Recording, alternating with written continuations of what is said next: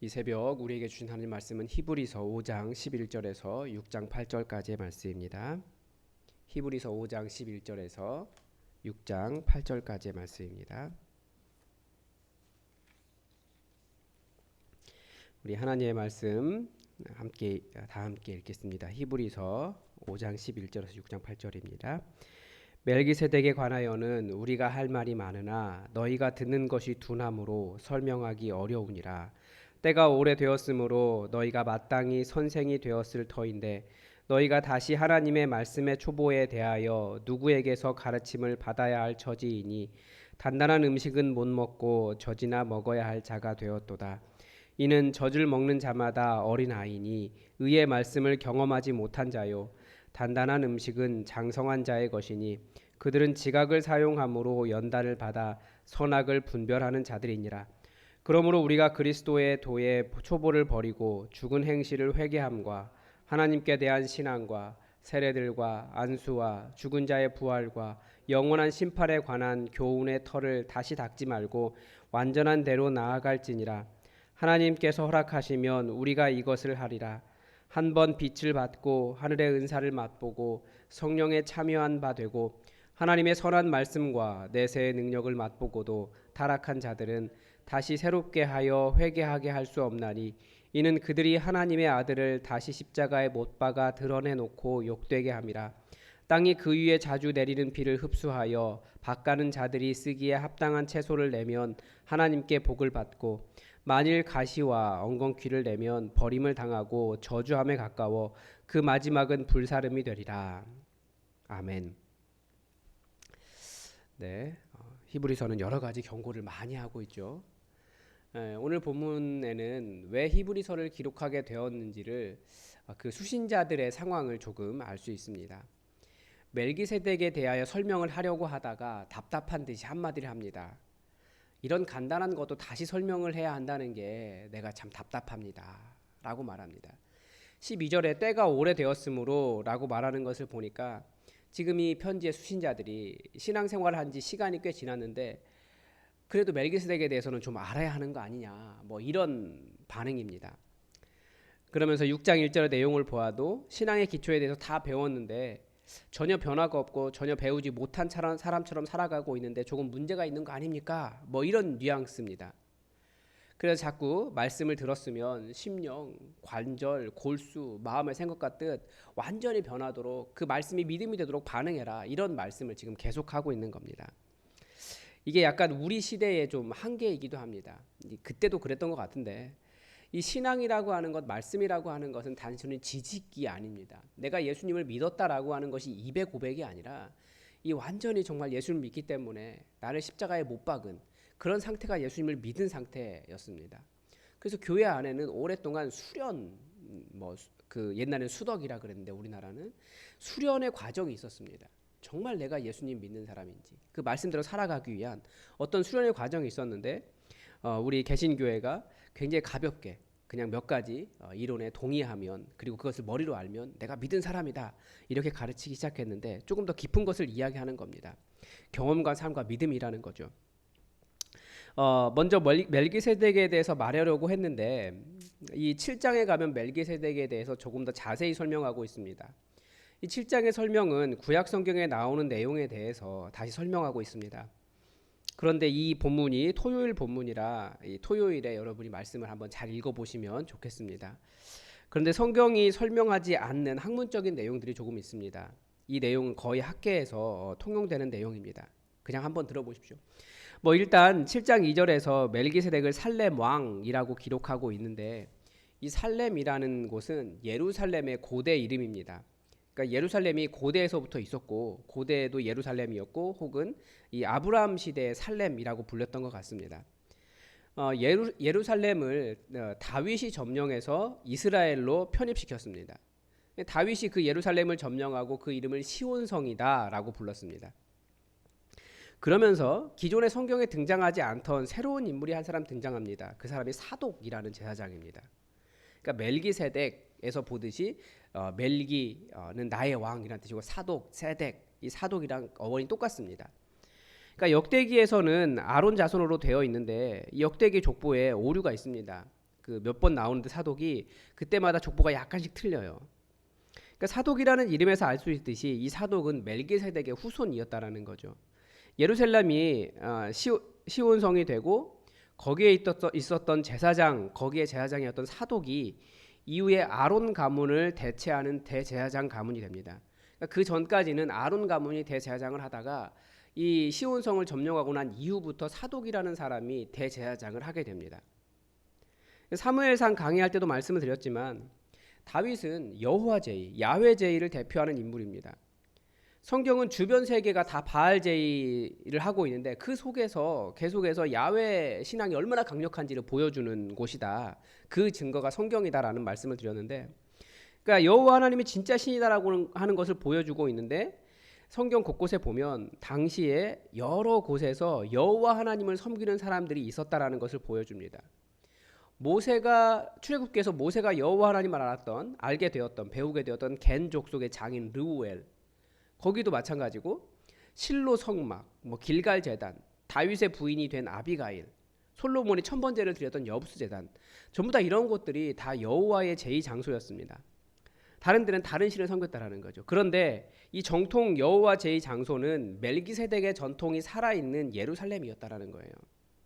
그러니까 다윗이 예루살렘을 점령하고 난 이후에 정통 야훼 제의의 제사장이었던 사독이 다윗과 함께 야훼 제의를 더 완전하게 복원했다. 이렇게 보고 있습니다. 이런 이야기하면 굉장히 많은 분들이 당황한다는 걸 알고 있습니다. 근데 이런 이야기도 사실은 이미 서구에서는 40년도 더 된 이야기예요.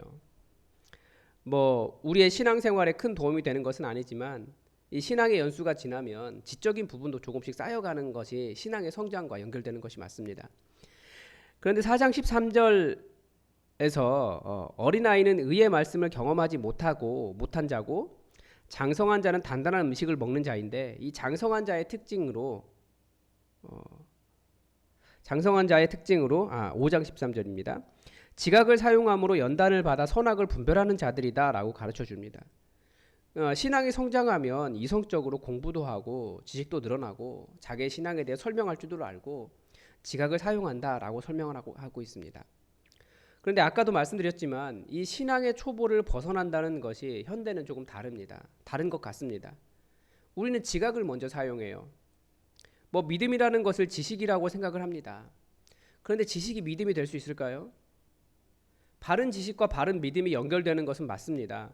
그런데 제가 공부했다고 사독이 멜기세덱의 후손이다, 예루살렘이 야훼 제의 장소다, 이렇게 설명을 한다고 해도 이것이 믿음과 연결되는 것은 아니라는 거예요.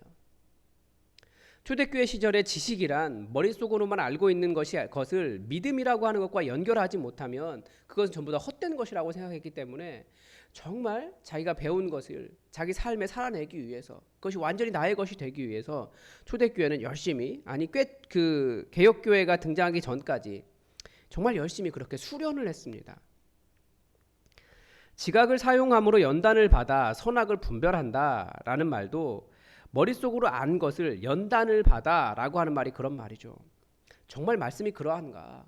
세상 풍조와 싸워내면서 세상 풍조를 분별하면서 이것이 악한 영의 역사구나, 내 안에서 악한 영의 역사들을 끊어내면서 예수 그리스도의 십자가에 대해서 배웠으면 예수 그리스도의 십자가를 지는 삶을 살아가면서 어떻게 공동체를 이루어갈까, 서로 하나님 나라를 만들어가면서 실제로 그렇게 선악을 분별했다라는 거예요. 이것을 6장 1절에서는 이렇게 설명합니다. 우리가 그리스도의 도의 초보를 버리고 죽은 행실과 회개함과 하나님께 대한 신앙과 세례들과 안수와 죽은 자의 부활과 영원한 심판에 관한 교훈의 털을 다시 닦지 말고 완전한 대로 나아가라. 이미 배우지 않았느냐? 이제 완전한 대로 나아가라. 여기서 말하는 그 완전한 데가 무엇이겠습니까? 그 다양한 내용들에 대한 모든 지식을 넘어 완전히 변화된다라는 것을 의미합니다. 그러니까 말씀에 대한 지식, 교훈, 배움은 삶의 변화, 이거와 같은 것이었습니다. 초대교회는. 같은 말로 배웠으면 배운 것에 열매가 있어야 한다는 뜻이죠. 그래서 7절과 8절에서 이렇게 설명합니다. 이번에는 비가 내리면 그 비를 땅이 흡수하고 농부들이 쓰기에 합당한 채소를 내지 않느냐. 그런데 그 비가 합당한 채소가 아니라 가시와 엉겅퀴를 내면 결국은 버림을 당하게 되고 저주받는 것이다.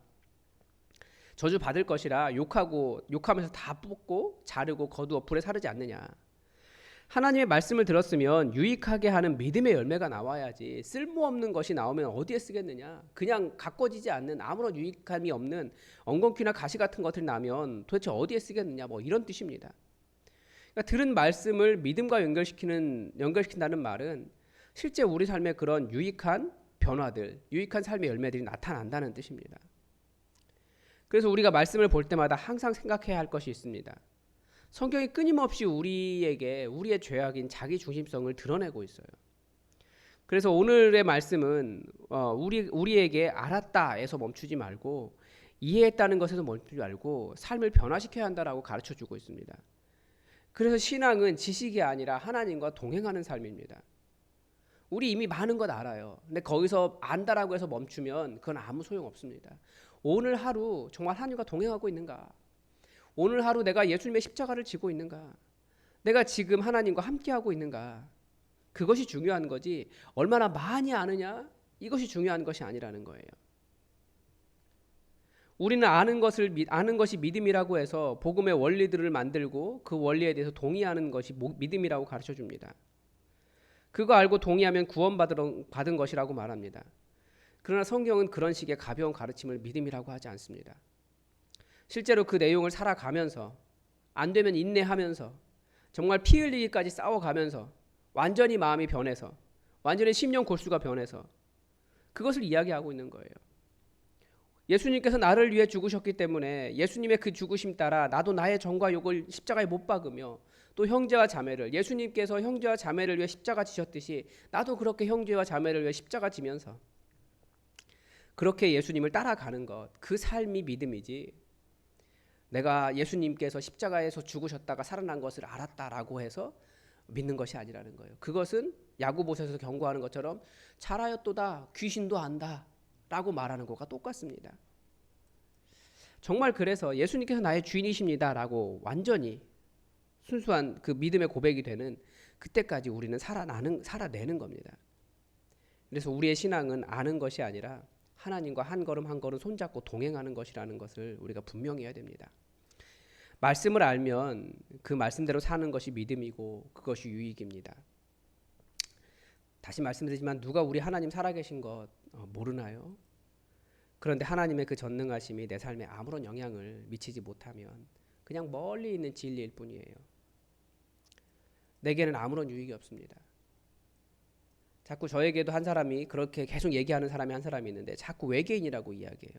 외계인 있는 것 같아 자기는. 근데 그게 나랑 무슨 상관이냐. 여러분 오늘도 하나님과 동행하십시오.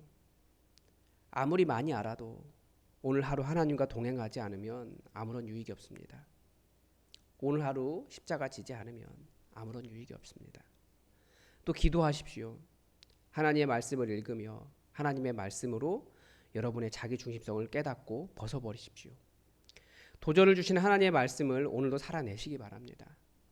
신앙의 초보를 벗는 것은 아는 것도 필요하지만 아는 것 하나라도 알며 인내하며 좋은 열매를 맺는 것입니다. 여러분 오늘도 예수님처럼 기도하십시오. 다 함께 기도하겠습니다. 하나님 아버지 오늘 우리가 신앙의 초보 단계에 머물러 있는 것이 무엇인지 말씀을 통해 다시 한번 깨달았습니다.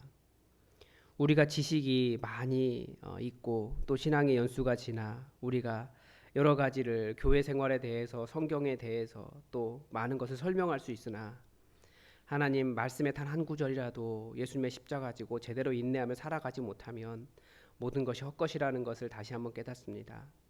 하나님 우리가 아는 것, 그 귀신도 아는 것들로 인하여 내가 믿음이 있다라고 만족하는 삶이 아니라 정말 인내하며 예수님의 십자가 지며 나 자신을 쳐서 복종시키며 주의 말씀 앞에 무릎 꿇고 나의 중심성을 내려놓고 온전한 하나님의 백성으로 살아가는 그 삶의 열매들로 인하여 나의 말씀이 나의 믿음과 연결되는 그런 좋은 신앙이 되게 하여 주시옵소서.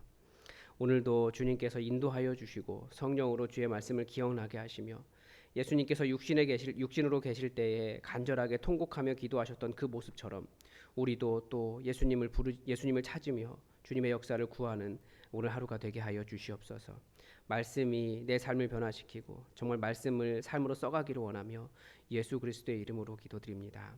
아멘. 여러분 오늘도 교회를 위해서 함께 기도해 주시기 바랍니다. 오늘 환우들을 위해서 기도해 주시고 우리 가정교회를 위해서도 함께 기도해 주시기 바랍니다. 그리고 청년 목장을 계속 모이려고 노력을 열심히 하고 있습니다.